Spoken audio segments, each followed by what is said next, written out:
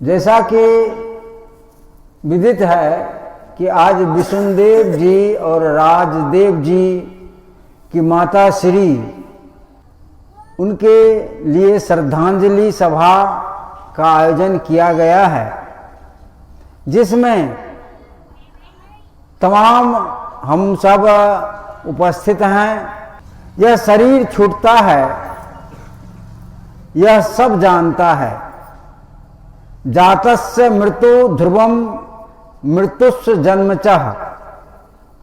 जातस्य मृत्यु ध्रुवम, जो जन्म लिया है उसका मृत्यु सुनिश्चित है, और जो मरा है उसका जन्म भी निश्चित है।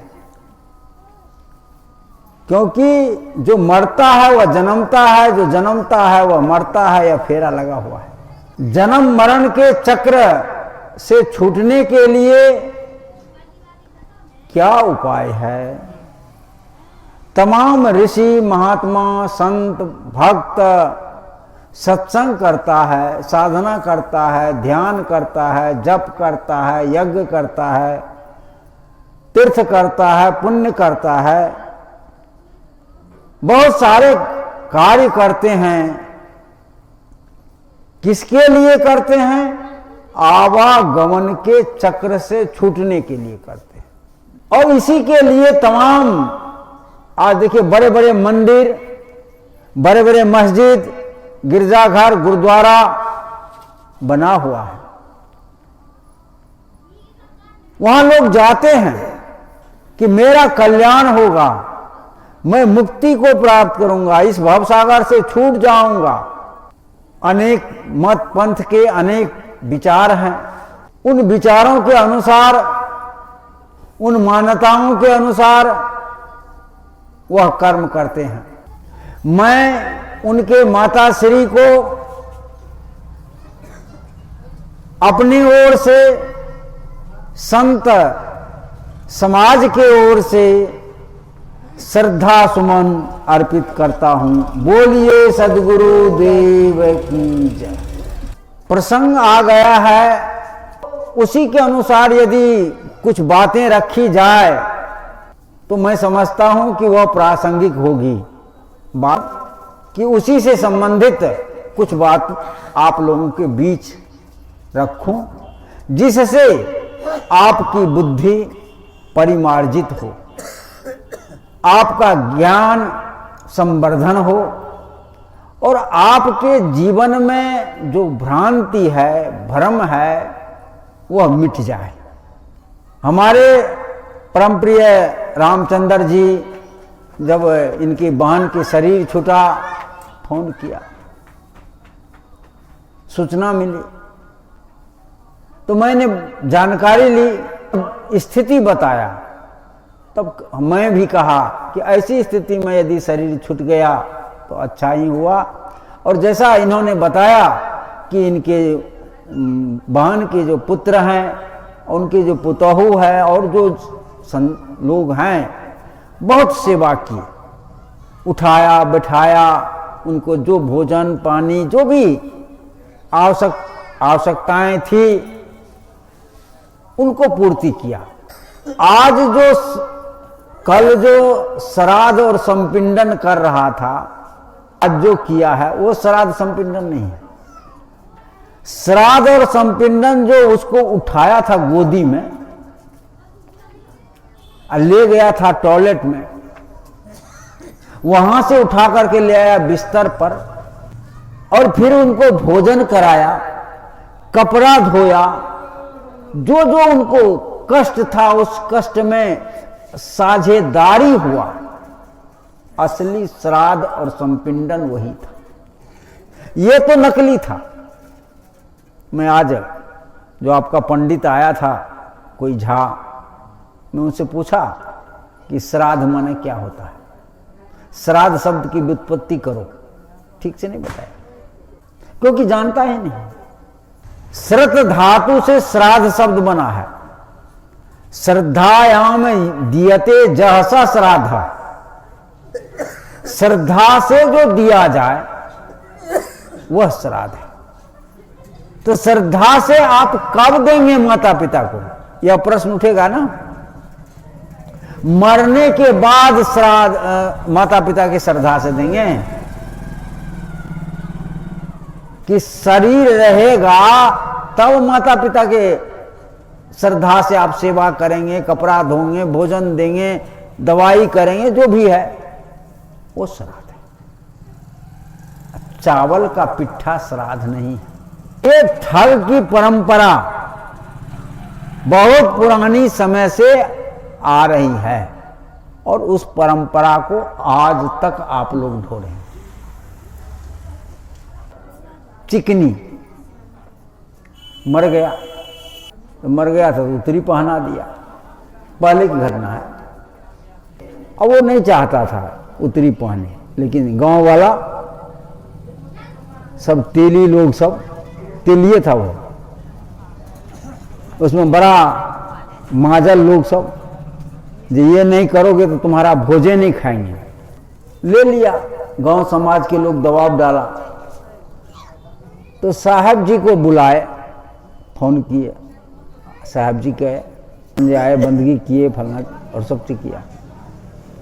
तो कहा कि ये क्या पहने हो रमोना, तुम तो इतना दिन से सत्संग करते हो, तुम्हारे पिताजी भी करते थे। कि साहब जी हम तो नहीं पहनते हैं थे, ये गांव वाले लोग पहना दिया है, हम नहीं चाहते हैं। हम तो खूब माँ बाप की सेवा की, भरपूर उठाए बैठाए, कभी कोई दिक्कत नहीं होने दिया। कहा असली श्राद्ध तो हो गया जी, तो ये क्या कर रहे हो। कहा गांव वाले ने पहना दिया, मरर मंजन ने। कुछ लोग आया, कहा कि कहा इसको पहनाए। कहा परंपरा से आ रहा है, क्योंकि परंपरा से आ रहा है ना। साहब जी बोले तो परंपरा में यह भी है कि सुबह तेली लोग उठे तो घर में रहे, बाहर ना निकले, इसलिए बाहर मत निकलना, नहीं तुम्हारे देखने से यात्रा खराब हो जाए। और यदि देख लिया जाता था पहले तो पटक करके उसके दांत देखता था, तो यदि बाहर निकला, यदि कोई मिल जाए तो दांत अपना दिखा देना। दिखाते हो कि नहीं? कहा नहीं दिखा, परंपरा तो वही था। गोस्वामी तुलसीदास जी रामायण में लिखे हैं, उल्टा करके पढ़ लीजिएगा। जो वर्णाधम तेली कुम्हारा, मैंने कह रहा हूं, रामायण में उठा लेना, रामायण को उठाना। जो वर्णाधम तेली कुम्हारा, सुपच किरात कौल कलवारा। वर्णाधम कहा, वर्णाधम, वर्णा नाम अधम, वर्णाधम, समस्त वर्णों में नीचा, पहला नाम लिया तेली का। इसका कारण मैं अभी नहीं बताऊंगा, कारण दूसरा है, या बता देता हूं थोड़ा सा संक्षेप में। कारण यह था, तेली का नाम पहले क्यों लिया। बहुत तो पहले दूसरे का ही नाम ले लेता, सुपच ले लेता, कलवार ले लेता और कुछ का ले लेता, लेकिन पहला नाम तेली का क्यों लिया। इसलिए लिया कि कबीर साहब का शिष्य हुआ धर्मदास जी, बांधवगढ़, जो मध्य प्रदेश अब छत्तीसगढ़ में पड़ता है, और वह तेली था। और उसी के प्रचार से पूरे लोग जो है कबीर साहब के ज्ञान से ओतप्रोत हो गया, कबीर के ज्ञान को मानने लगा। बहुत सारे ब्राह्मण लोग भी शिष्य हो गए और वह पैर पूजने लगे तेली के। उसमें आया है, ते विपरण से पांव पूजावे, है ना, उसमें और भी शब्द है। तो वह उससे छूट जाए, इसलिए तेली को नीचा दिखाया गया है वो रामायण में। कबीर साहब के बाद में तुलसीदास हुए हैं, लेकिन आपको नीचा तो दिखाया, जो वर्णाधम तेली कुम्हारा। तो आप तो वर्णों में अधम है भाई। जो आपको अधम कहा, उसी की आप उसी की आप पूजा करते हैं, उसी को सर पर लेकर ढोते हो। क्या आपके पास चेतना नहीं है? क्या आपके पास विवेक नहीं है? आपके लिए लड़ा, आपको अधिकार दिलाया, आज बैठे हैं, आज कुर्सी पर बैठे हैं, तख्त पर जाकर के बैठते हैं, उसके लिए कभी सोचा? वह कौन था? कबीर साहब। कबीर साहब ने कहा, एके त्वचाहार मलमूत्रा, एक रुधिर एक गोदा, एक बूंद से सृष्टि रची है, को ब्राह्मण को सुधा। उसको आप लोग भूल गए, जो आपके लिए लड़ा, जो आपको अधिकार दिया, जो आपको बराबर की दर्जा दिया, और जो आपको नीचा दिखाया और आज भी नीचा दिखाने का कोशिश करता है, उसको आप पूजा करते हैं, दंडवत करते हैं। कहां बुद्धि है आपकी? तो उन्होंने कहा परंपरा से आ रहा है। साहब जी ने पूछा तो कहा परंपरा। रामानंद को कहा कि तुम क्या करना चाहते हो?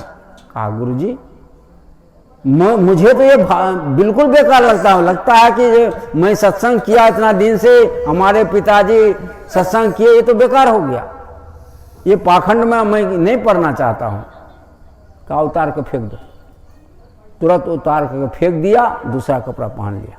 सभी तेली नाराज हो गया कि हम परंपरा को तोड़ दिया, खत्म कर दिया, गति नहीं होगा। हाँ चिकनी, वो आपको लहरू सौ दो भाई था, ये जलालगढ़ के बगल में चिकनी है। कितना दिन पहले? हाँ जब 15-20 वर्ष हो गया होगा। आनंद है, वो फोन करते रहता अभी भी बराबर। मैं कभी कल जाता हूँ और वैसे भी गया हूँ कई बार। का भोज करो ना, नहीं खाएगा ना दूसर लोग को खिला, जो खाएगा उसको खिलाना। बढ़िया से भोज किया, सत्संग हुआ, और सब नहर पर उधर दूर दूर में बैठ करके देख रहा था, बोल रहा था। साहब जी प्रवचन किए, अब प्रवचन करें, सारी बात समझाए बहुत सार। अब वो उनकी बात अभी तो याद नहीं है, एक दो बात मैंने बताया। फिर धीरे धीरे सभी तेली उठ करके आया, भोज खाया, भंडारा खाया, आप सब कुछ खाया। तो मतलब यह है, आप जो आपका जो शोषण हो रहा है, उस शोषण से आप जगिए। तो कोई जगाने के लिए आया है, जगिए। हम कहते हैं कि आप वैष्णव हैं, आप झूठ नहीं बोलते, खैनी नहीं खाते, बीड़ी नहीं पीते, और जो पंडित आता है वो मांस खाता है, शराब पीता है, दारू पीता है, और वो पुजाएगा और आपके माता पिता को स्वर्ग भेजेगा, मुक्ति दिलाएगा। अपने मुक्ति का ठिकाना ही नहीं है, अपने दलदल में धंसता जा रहा है, दूसरे को मुक्ति दिलाने के लिए चला। माता पिता है, उसकी सेवा कीजिए, सच्ची श्राद्ध वही है, सेवा कीजिए। और रहा भोज भात, खूब भोज खिलाइए ना, 10 दिन खिलाइए, 15 दिन खिलाइए, लेकिन पिंडा इंडा डाल करके भोज खिलाना कोई जरूरी नहीं है। सत्संग कर दीजिए, ज्ञान की बातें। इसलिए कि 10 लोग आया तो एक समय तो एक ही बार तो नहीं आ गया, तो अपना बैठा, उसी समय ज्ञान वर्धन भी हुआ और कुछ भी हुआ। अब भोज खाना मुख आपका है, भोज खा लिया। आपका मैं खाया हूं, इसलिए आपका मैं खिला दिया।